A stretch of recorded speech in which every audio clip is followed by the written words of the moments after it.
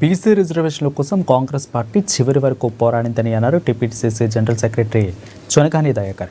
ఇక BJP, BRS పార్టీలు బీసీలకు ద్రోహులని అన్నారు.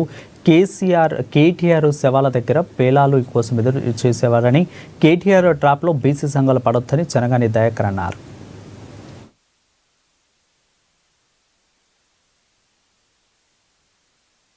మృతిని ఈరోజు కాంగ్రెస్ పార్టీకి అంటగట్టడం అనేది సరైంది కాదని నేను బీసీ సంఘాలు కానీ అందరికీ కేటీఆర్ కూడా మనవి చేస్తా ఉన్నాను. బీఆర్ఎస్ ట్రాప్లో బీసీ సంఘాలు పడొద్దని నేను కోరుతా ఉన్నాను. మొదటి నుంచి కూడా బీసీ రిజర్వేషన్ల పైన బీసీల పట్ల కాంగ్రెస్ పార్టీ చిత్తశుద్ధితో ఉంది.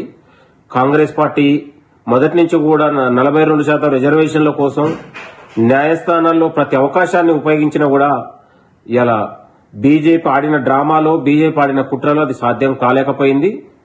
దయచేసి ఇవాళ కేటీఆర్ ట్రాప్లో బీసీ సంఘాలు పడొద్దని నేను కోరుతా ఉన్నాను.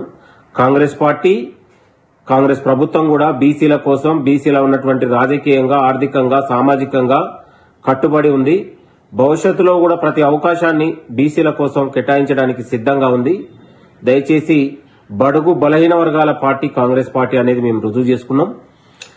ఇవాళ కేటీఆర్ లాంటి వాళ్ళు, బీఆర్ఎస్ నాయకులు ఇవాళ శవాల దగ్గర ఇవాళ పేలాల్లాగా రాజకీయం చేసి నీచమైన రాజకీయాలకు పాల్పడతా ఉన్నారు. తెలంగాణలో ఇవాళ శవ రాజకీయాలకు పాల్పడేది బీఆర్ఎస్ పార్టీ అనేది ఈ సందర్భంగా నేను కోరుతా ఉన్నాను. బీఆర్ఎస్ పార్టీ విషపూరిత ప్రచారంలో, విష ప్రచారంలో ఇవాళ కుటిల రాజకీయాలలో బీసీ సంఘాలు, బీసీ సమాజం ఆలోచన చేయాలని నేను మీ అందరికి మనవి చేస్తా ఉన్నాను. బీసీల పట్ల, బీసీల అభ్యున్నతి పట్ల కాంగ్రెస్ పార్టీ ఒకే విధానంతో ఉంది. భవిష్యత్తులో కూడా దాన్ని అమలు చేసే దిశగానే ఉంటుంది తప్ప ఇవాళ బీజేపీ, బీఆర్ఎస్ పార్టీలు ప్రధాన బీసీలకు ద్రోహం చేసిన దానిగా బీసీ సంఘాలు మాట్లాడాల్సిన అవసరం ఉంది.